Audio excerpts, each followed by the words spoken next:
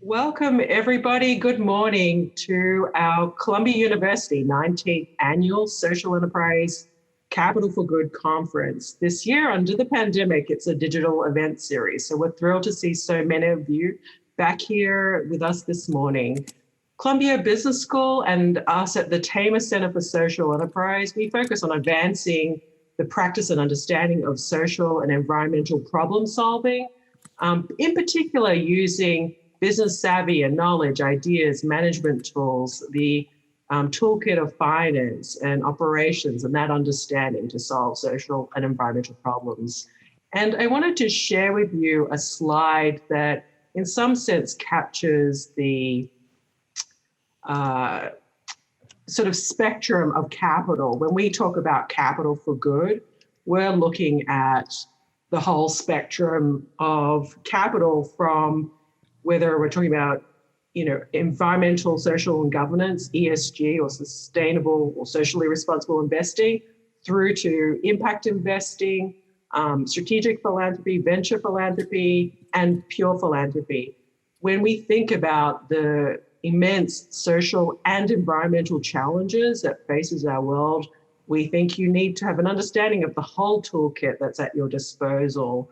And then to not only understand the sources of capital that can be used and applied to solving social and environmental problems, but also then a deeper understanding of the social and environmental problems that exist in the world. So what are both the innovative sources of capital that can be applied to solving these issues, and then what are innovative ways that these sources are being deployed, the uses of capital.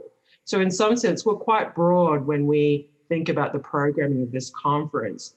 But today, we're going to deep dive into an area that was very top of mind during the election. It was terrific to see a lot of discussion about the environment and climate change, an existential threat to us. The next one that we really, another concurrent one that we need to deal with along with the pandemic. So I'm just going to stop my screen share and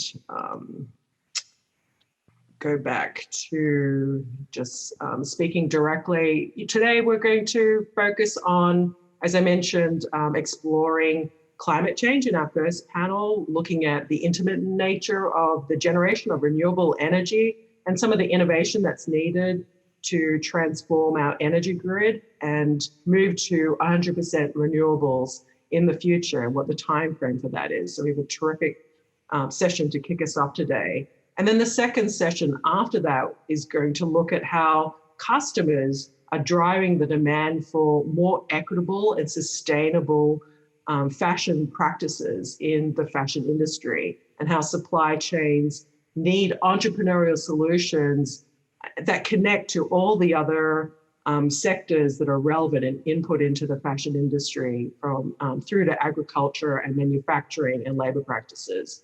So we hope these two sessions today, part of this longer series that we're running this academic year, serve as the hallmark to, in a virtual space this time, exchange interesting ideas for you to explore innovative things, the best practices of mission-driven businesses and social impact leaders. So with that, I'd like to turn it over to one of our terrific STAR Conference co-chairs, Charlton Hook. Charlton, over to you. Thank you, Sandra, and good morning, everyone. It's exciting to see so many people joining us today for the conference digital event series. I'm Charlton Hook, co-chair of the 19th Annual Social Enterprise Conference, Capital for Good, and an MBA student at Columbia Business School. Many of us in the audience today have an interest in leveraging capital in order to generate solutions to the climate challenges we see today. As we move towards a 100% renewable energy usage, the intermittent nature of renewable energy will cause challenges to the grid in meeting supply with demand. Today, our panel will look at those challenges and discuss possible solutions towards the energy grid. It's my pleasure to introduce our panelists today.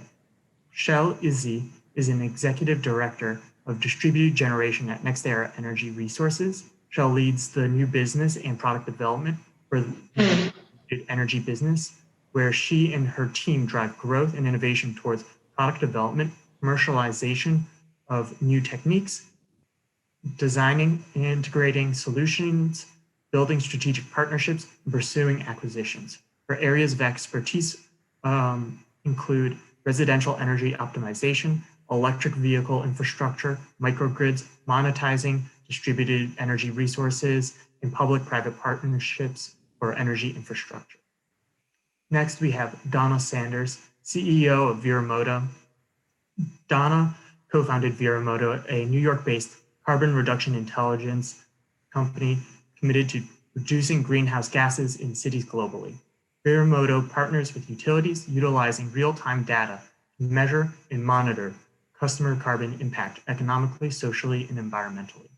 Donna is also a military veteran, certified energy auditor with the Association of Energy Engineers, and a 2016 Environmental Defense Fund Climate Corp Fellow.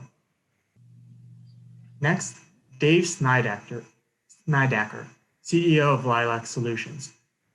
Dave is the founder and CEO of Lilac Solutions, a lithium extraction company based in Oakland and backed by Breakthrough Energy Ventures.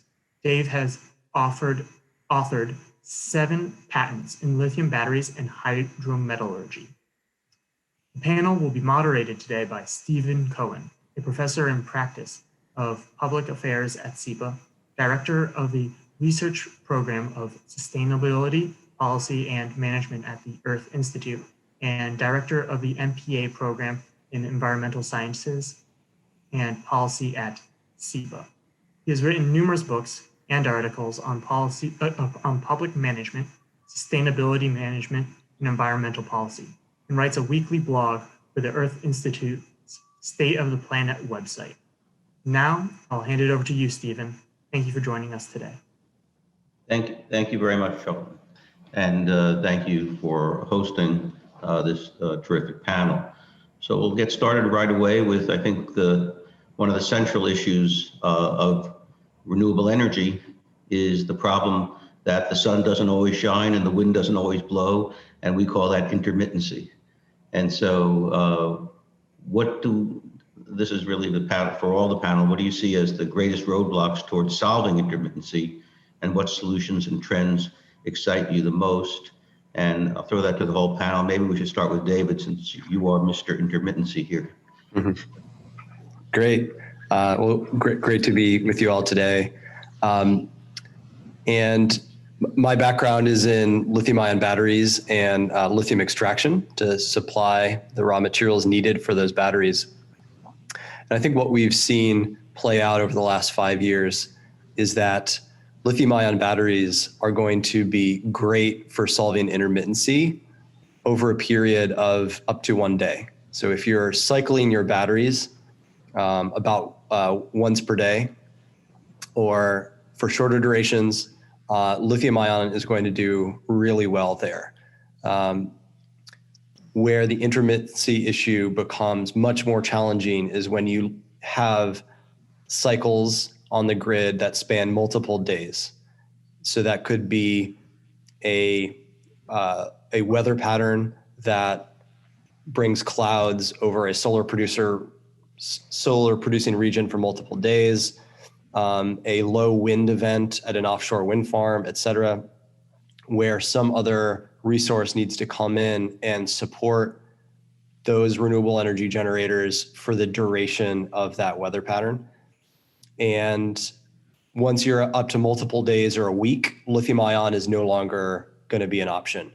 And the big question in the industry, in my mind, is between flow battery type devices versus power to gas type systems. So a flow battery being a large battery based on energy storage in large tanks of materials, versus a power to gas technology where you're converting the electricity into hydrogen or methane and utilizing pipeline infrastructure, gas storage, terminals, et cetera, to store the energy that way. So I think we're solved for the 1 day cycle, and for week-long, month-long cycles, there's a question of can flow batteries compete, or are we going to revert to a kind of hydrogen or synthetic natural gas type approach? Thanks, David. Donna, what's your view on this intermittency issue? I'm in complete concurrence with David. I've done a little bit of research on this topic, and I think that the fact that utility scale battery storage is increasing across the country, I think it's very positive.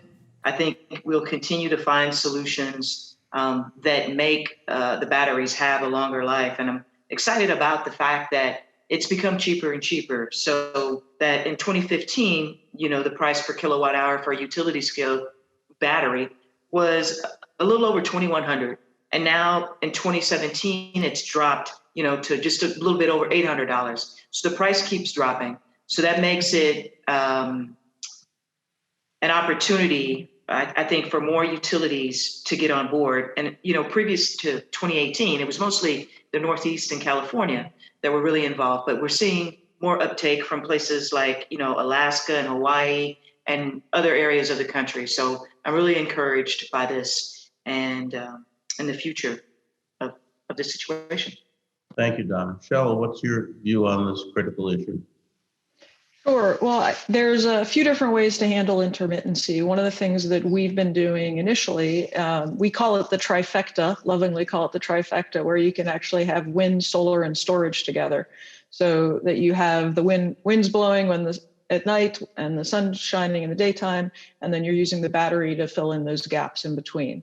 So that kind of a setup at a particular location can help address intermittency. But I'd agree with David that you do need something for the multi-day issues. And for that, there are a lot of different options. Pump storage, it's an old tried but true technology, is still a viable technology and part of this. There are new technologies of people looking at 100-hour, 200-hour forms of storage, non-lithium ion, and then there are also hydrogen. We're definitely looking into the hydrogen option, and I think we've seen more excitement about that lately than just about anything else, probably in the last 6 months. Thank you. So the energy sector has a long tradition of public and private collaboration, dating back to Thomas Edison building the grid, starting in Manhattan with the cooperation of the city government. In the future, how do you see the roles of the private sector and government making the transition to renewable energy, and how might these roles shift during this transition? Donna, why don't we start with you on this? Sure.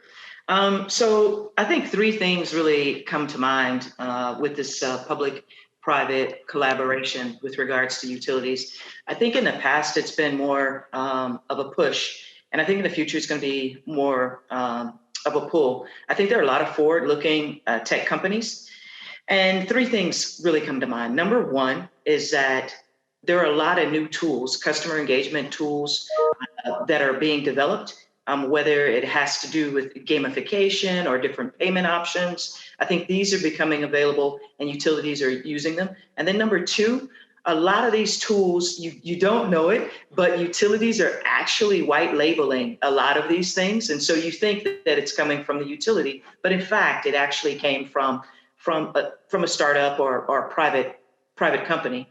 And then the third thing that I see as a trend that it's become even more aggressive is a lot of utilities now are forming their own accelerator. So they are bringing these ideas in and completely embracing them so that they can get the newest stuff first. I mean, you can think about Ameren in the Midwest. They're very focused on renewable energy, and they have an accelerator trying to bring those ideas in. And Alabama Power has partnered with Techstars to do the same thing. So I really see that being very progressive and exciting. Thank you. Chelle, what's your view on the public-private partnership?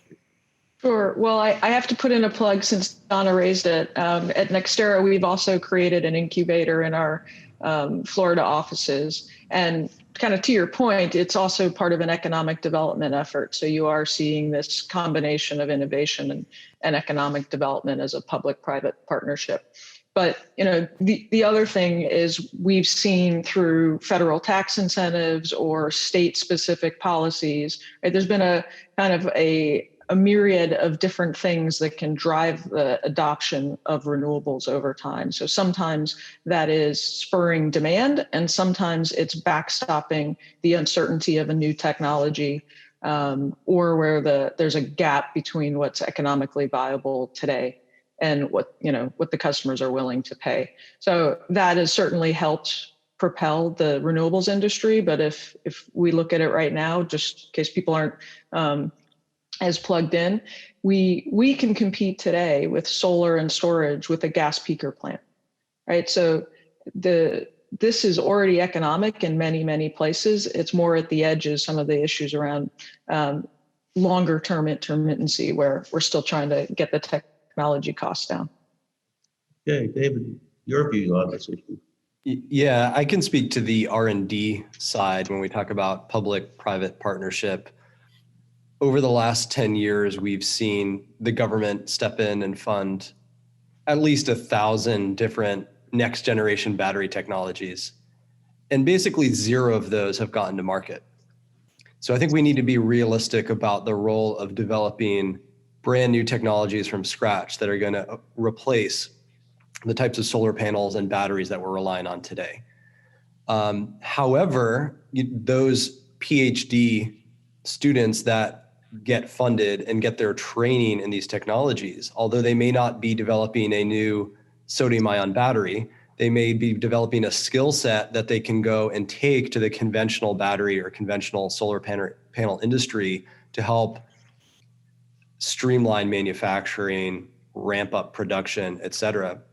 So I think it's important to keep in mind the real difficulty and low likelihood that any R&D effort is going to result in a new technology crash, but to think of it as a training program and how to get these people with advanced degrees into careers in the manufacturing of batteries, solar panels, et cetera, that are scaling up quickly today.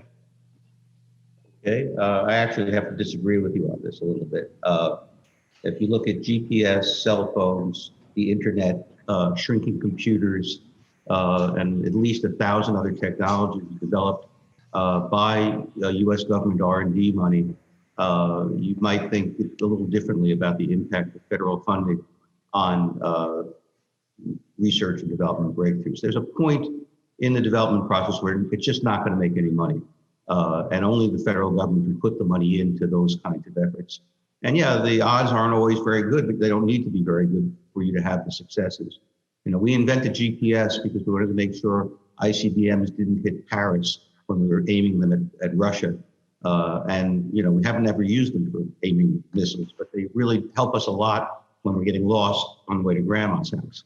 So I think I take a slightly different perspective on the role of federal funding. I agree it helps in training, but it also has had some massive impact on our economy in many, many ways. The internet itself was originally a project of the Defense Department sharing information between research computers, which turned out to have a pretty dramatic impact on our world economy. So in any event, I don't want to abuse my moderator's role too much more, but let's turn to the next question on the COVID-19 pandemic. I mean, this has really dominated everything in public and private sectors, both over the last year for obvious reasons. And look at how we're holding this conference. I'm one of maybe 5 people in Lewison Hall on Columbia's campus. Most people are at home, and here we are holding a panel discussion through the miracle of the internet. So how has the shift in attention to the pandemic affected the work toward renewable energy and energy storage? And since I abused my privilege before, David, why don't you go first on this one? Yeah, sure. So, in the raw materials space, we've definitely seen an impact on commodities pricing. So it's a difficult environment now to bring on new mining projects to support these industries. However, we think that'll be relatively temporary. The fundamentals are still strong. Although it's hard to finance a new mining project today, the investment in battery manufacturing is ongoing. And so we see the fundamentals in the industry that large quantities of these energy metals are still going to be required. And that's going to continue to ramp exponentially over the next couple of decades. Hey, Chelle, what's your take on the impact of COVID-19 on our field? Sure. So we've actually been pretty fortunate because energy infrastructure is generally considered critical infrastructure. So we've been permitted to continue working even in New York through some of the most difficult times. So for us, it's been more or less business as usual, other than it's been slower to get permits for new construction. I will say for some of our startups that we're working with on new technologies, it has been harder to get enough people into their labs to iterate on designs, to get the contract manufacturing up to speed, right? So that part of the industry has been more affected, but our projects have continued on. Hey, Donna, your take? Yes, Steve, I agree with Chelle. From what I've seen, my colleagues that are doing small scale solar installs, that is still progressing and moving forward. Okay. So with the new technology like electric vehicles and smart houses finally becoming commercially viable, how do you see the tech and energy sectors converging, and which intersections are exciting you the most? And why don't we start with you, Donna, on this one? So with regards to EVs and smart homes and these new technologies, when I think about this, the whole business of us being able to keep our electricity on really comes to mind and needs to be considered. When we lose power, obviously everything goes down, including all these security systems, and obviously with more and more of this bundling that we have, like bundle your TV, your internet, your cable. Electricity goes out. We're really at a standstill. I think renewable energy and storage, as it pertains to smart homes specifically, I think there is going to be a rise in the number of homes that have some type of a home generation or backup system that are running these systems, because it's impossible to charge your car if you have no electricity. That, and I think with the smart homes, especially with the security systems, that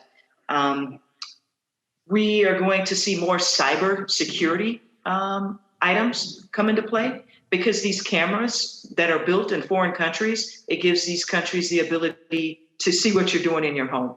And so it sounds really bizarre and it sounds really strange, but it's my opinion that cybersecurity will stretch into the homes as a result of smart homes as well. But as far as storage, I can easily see that we need more solutions for storage systems in a residential setting. David, how do you see the convergence of these two sectors? I think there are a couple really interesting stories playing out this year. Number one, and certainly this has been accelerated by COVID, is the substitution of jet fuel with Zoom. Zoom, the company providing our teleconferencing system today, is now worth more than ExxonMobil. And so, whereas in the past people would need to get on a plane and burn jet fuel all the way across the country to speak on a panel, now we can just send a few electrons, through the network, and it's just much, much more efficient. And that's been an area where there's been incredible wealth creation.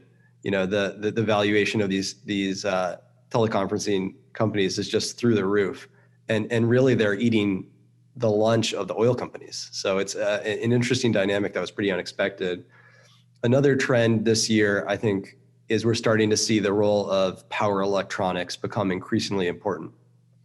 So power electronics have been developed over the years for computer applications.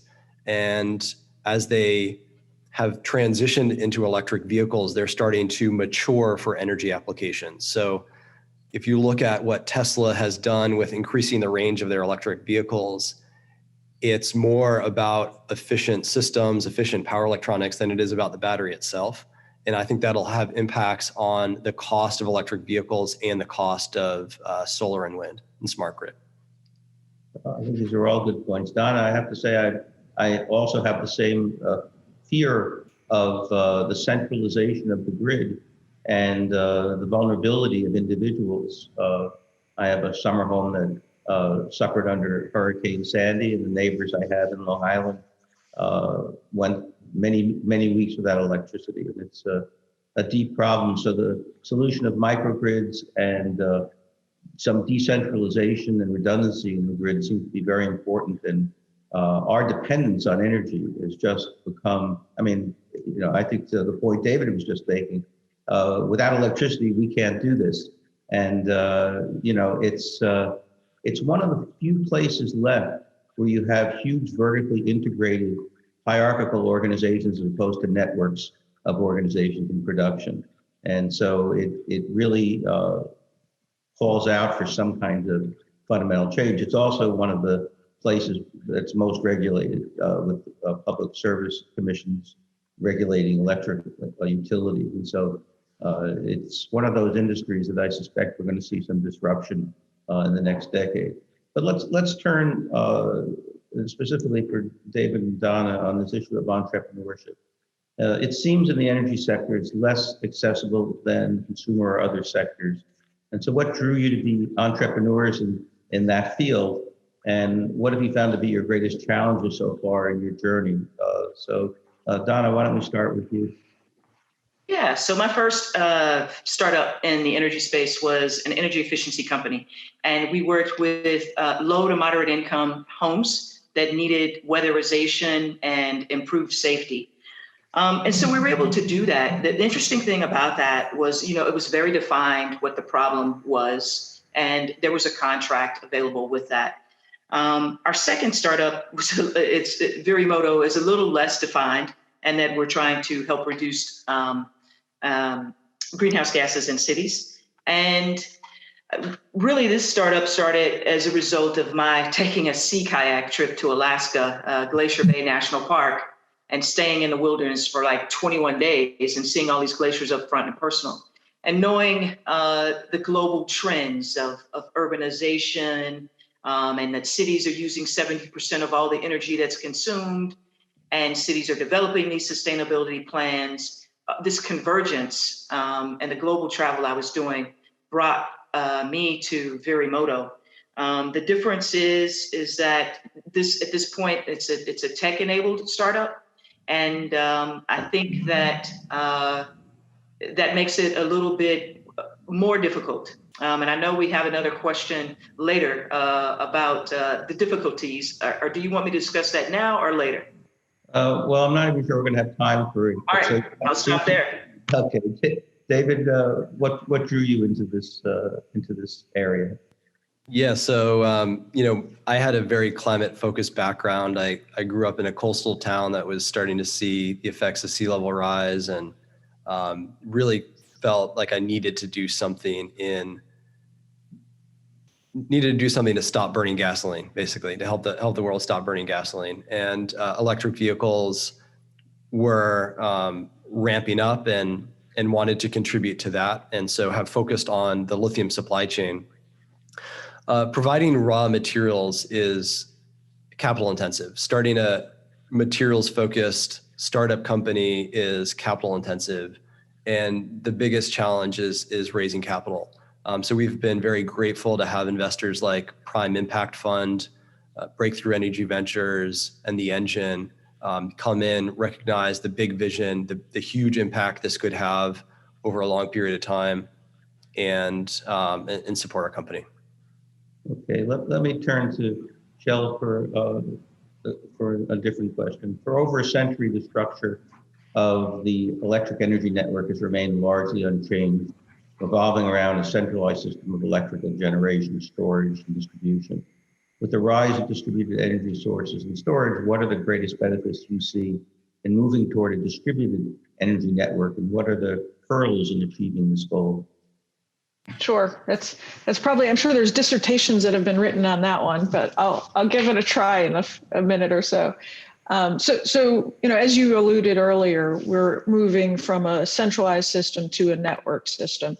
And one of the things that focusing on the distributed energy level, which means at your home, at your business, right, on site, as opposed to a big power plant off site, is one is you don't have the transmission loss of the energy going from the remote areas to the urban areas, for example. So there is a lot of energy loss in that process.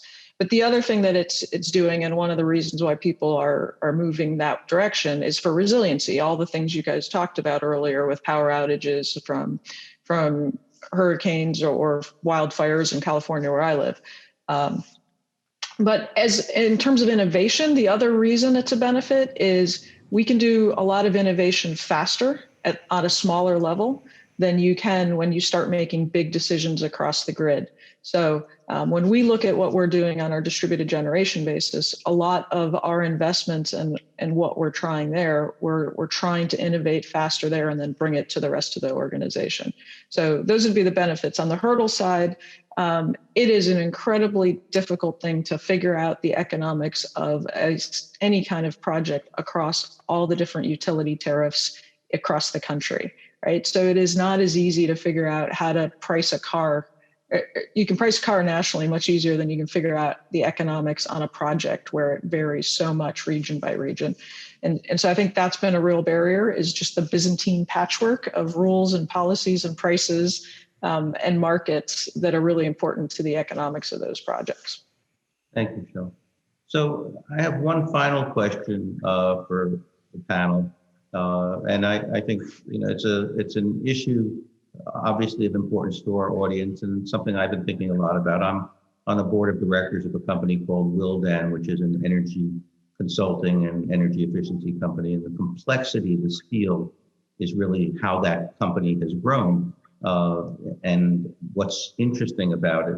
And so to me, a central question is what piece of advice would you give to any of our audience members who are seeking a career or founding a company in renewable energy, energy efficiency, or the entire area that we're working in? What's the one piece of advice you give? So David, why don't we start with you?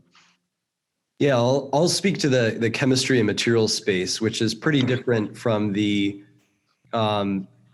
IT business model innovation area. If you're doing IT business model innovation, the team, the agility of the team is incredibly important, and there's always an ability to pivot and innovate.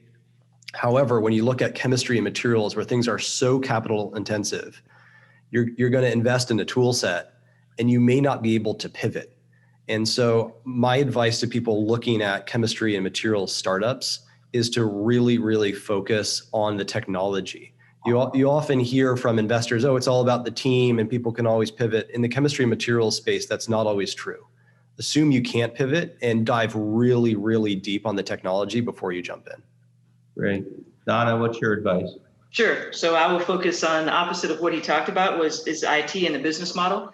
I think a really key thing to do would be to talk with folks like Chelle and investors that are in the space, because they see everything. They can tell you what they've seen. They can tell you about trends, and it can save you a lot of time and probably help you out a lot. That's great. Chelle, you have the last word on advice. Okay. Well, I agree with Donna. It's really important to pick your partners, right? When you are seeking financing, you might think that I need the money, but you're also picking your partner for a long time. So be selective in those partners that you pick, and make sure they're going to contribute more than money. Make sure you're not one of their earliest clean tech investments, because there's a lot more experience now than there used to be. And then I'll make one final plug, which is maybe across the renewables and new companies, which is every entity is a social enterprise, right? You don't have to pick for-profit, nonprofit, or startup. We're seeing a lot of change being driven by traditional companies making investments here. So whatever company you're working for today, you can still be driving change within. Sounds great. So at this point, I'm going to turn this over to Charlton, who will be posing some of the questions to the panel from the audience. Charlton, take it away. Thank you, Professor Cohen and panelists. And so jumping into this first question, how much renewable energy on the consumer level is reliant on updating the energy grid? And do you see opportunities for public and private partnerships in order to move this forward?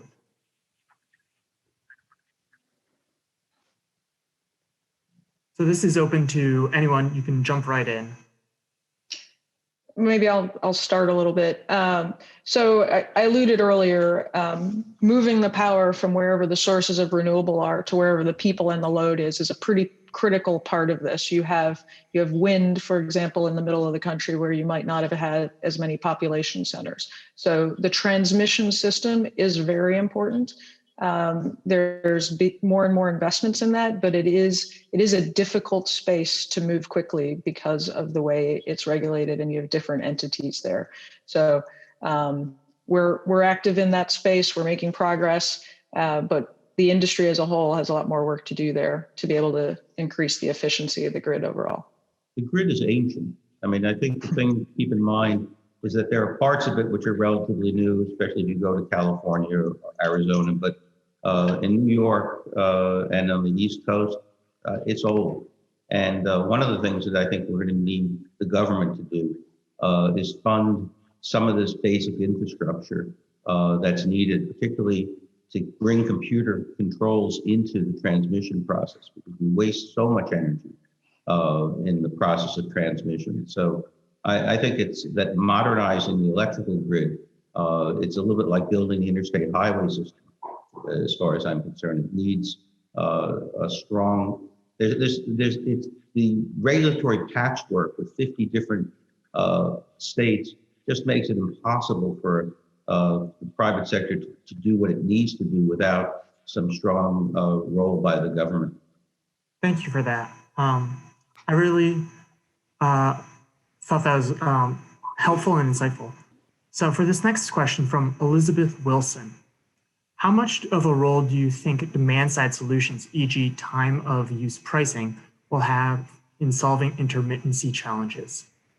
So why don't I toss this one to you, Donna? I think this is an interesting question, mainly because based upon the interviews that I've done with a lot of people, as well as companies, small and medium-sized businesses, there's a great sector of people and organizations that don't even know about time of use. They don't even know about demand response. And so I guess this question is more focused toward the groups that do. So I'll presume that's what it is. So that being the case, if they know about time of use and demand response, and as it relates to intermittency, I would think that it could play a key role, especially if this is something that the utility can pivot around or adjust as they see fit. And I would be interested to pass this on to Chelle now to see how she views this from the utility perspective. Mm-hmm.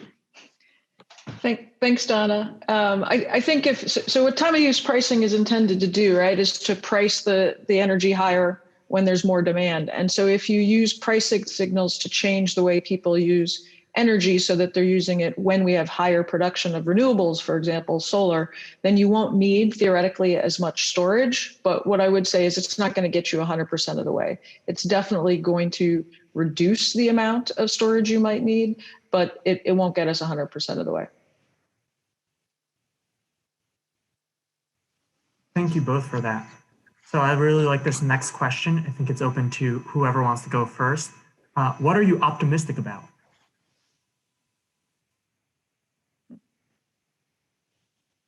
I'm optimistic about the human species because I think that we are ingenious and we're not suicidal. So I think we're going to solve these problems and we always have. And as daunting as these things seem today, we seem to figure things out. I mean, here we have the worst pandemic since the flu back in 1918. And in half a year, scientists all over the world have developed what look to be potentially workable vaccines, a process that normally takes a decade. So I'm optimistic because I think, like I said, humans are ingenious and we're not suicidal. I'm optimistic. I'm particularly optimistic about wind, solar, and electric vehicles. I think there's a clear solution set now for about half of our carbon emissions. The other half is harder when you look at industry, materials production, agriculture.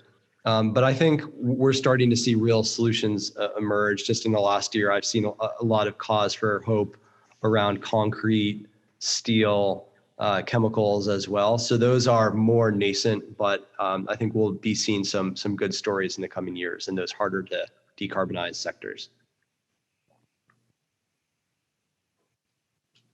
I'll jump in. I'm optimistic because we've been seeing the pace of innovation and adoption increase dramatically. So if you think about how long it took wind to become economic, and then solar, and then storage. I started at NextEra in 2015, and I was one of the early employees of our storage team, and we were doing pilots. And now it is kind of mainstream for every project that we're doing with wind and solar to figure out how to add storage to this, right? So within 5 years, we went from pilots to kind of mainline product offering that's being adopted across the country, not just in California and New York. So if we can take that kind of speed of innovation and commercialization and apply it to all these other areas that we have to work on for climate change, I think we can move faster than anyone expects.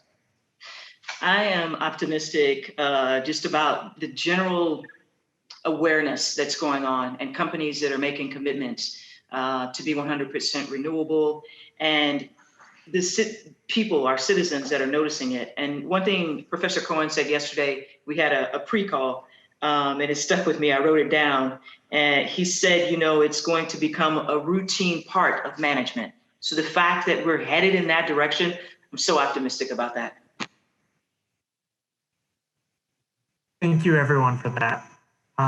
So this next question is from Matthew Quint. Can you speak to changes in the US and globally as known, regulatory, safety, economics, tech, to better promote the combination of grid and decentralized power generation?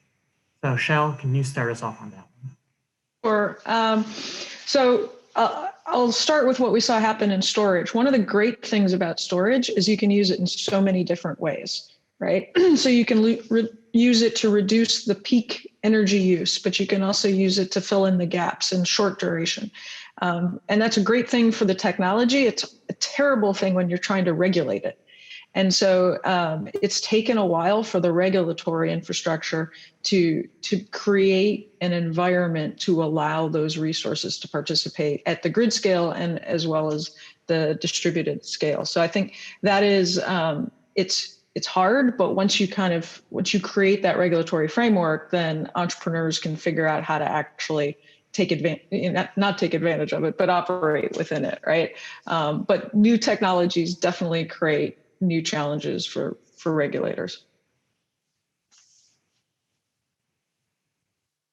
I think that the way we regulate electric utilities is a real obstacle, and we need to figure out some way to bring in some uniform standards so businesses can understand how to engage. And I think it's a very deep problem, but I do think there is some work being done.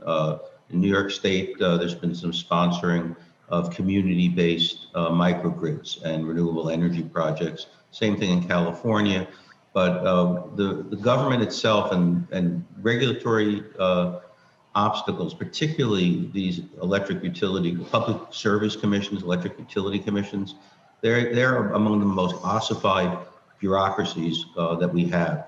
And the utilities are not as agile as they need to be. And a lot of it is because of the way they're regulated. So this is a place that really cries out for regulatory reform, and I hope we see some of it. Yeah, and I can just comment briefly on regulation on the mining and materials side. I think environmental regulation to protect natural resources and BLM land is incredibly important. But there's a point at which it becomes so difficult to bring online new mining projects in the US. We end up being heavily dependent on countries like China that bring major geopolitical risk into our supply chains. So I think we need to balance the need to protect local environments in the United States with the desire from, everybody in the US wants to see a robust supply chain of materials and manufacturing, whether it's solar panels, batteries, or the lithium and rare earths that go into those technologies. We should be trying to localize that and not rely 100% on countries like China with more lax regulations to supply to the US. Thank you for that. So this next question just builds off of the talk about policy. The COVID-19 pandemic has correctly consumed the attention of government officials and the public. How has the shift in attention to the pandemic affected the work towards renewable energy and energy storage? Professor Cohen, do you want to start us off on that one? Well, I mean, I think we've seen some setbacks in a lot of places, and I think some of it is some old thinking, even from people who should know better, thinking that this kind of work is a luxury because of the crisis of COVID. But I think that there's an inexorable march toward renewable energy. And, you'll see interruptions from time to time, but, I think that it will displace fossil fuels from the marketplace. The question is, how long will it take for it to happen? And, I think government really has a critical role to play here. I personally would like to see federal purchasing, particularly the Defense Department, really push hard on this, because they're the largest employer, one of the largest employers in the world, and it's one of the largest organizations in the world. They have massive market impact if they were to do some of these things. If the military, particularly for the non-force related, in other words, the support system was completely renewable energy based, it would have a massive impact and would make companies that are now marginal very profitable, because there'd be federal market. So that's the kind of thing I think I'd like to see, and I think we very well may see it. Interestingly enough, because of a divided government, it may require the new president to select from those initiatives that are totally under his control, and how the Defense Department purchases and how the federal government purchases is something that they completely control.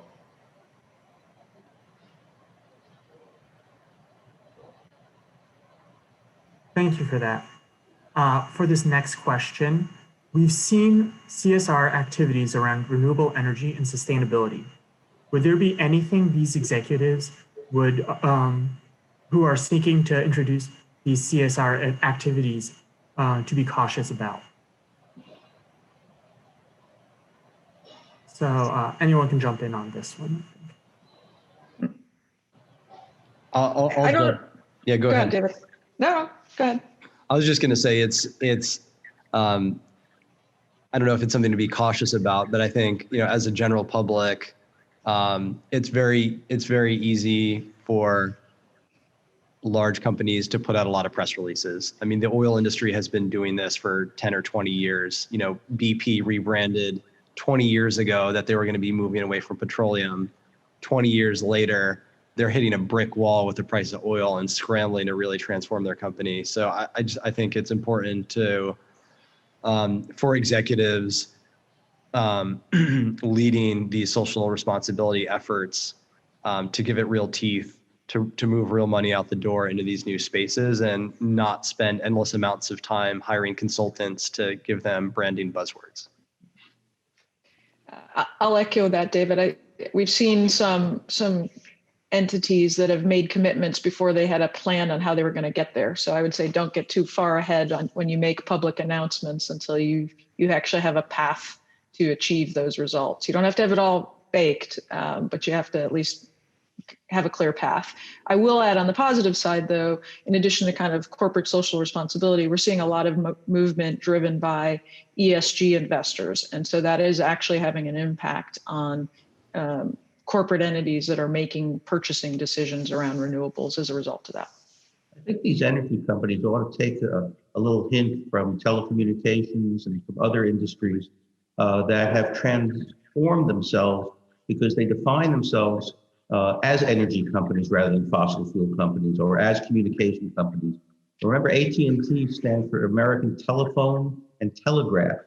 Well, they got out of the telegraph business and they pretty much are out of the landline business, or a lot of them are. But the baby bells really got into the cell phone business because they define themselves as communications companies. If I were an investor looking at an energy stock, fossil fuel stock, I'd be looking to see, are these guys positioned for the next decade? I mean, that may be the Warren Buffett method, but I have to tell you, I would be focusing a lot on the long term. This is an industry ripe for technological disruption, and we're starting to see it. And I think it's really important that it's not just social responsibility, it's actually the future of profitability. And they need to include this in their strategy and start making the transition because it will happen.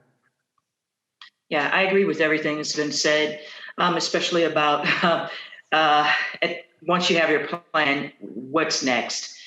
The one thing I would add is that I think it's going to be very crucial for these companies to make sure they're actually doing things that matter and that they can measure that they have been able to reduce some greenhouse gases as a result of what they're doing. So hopefully they're very conscious of additionality and everything that they're doing, and that they're measuring that and it's being certified.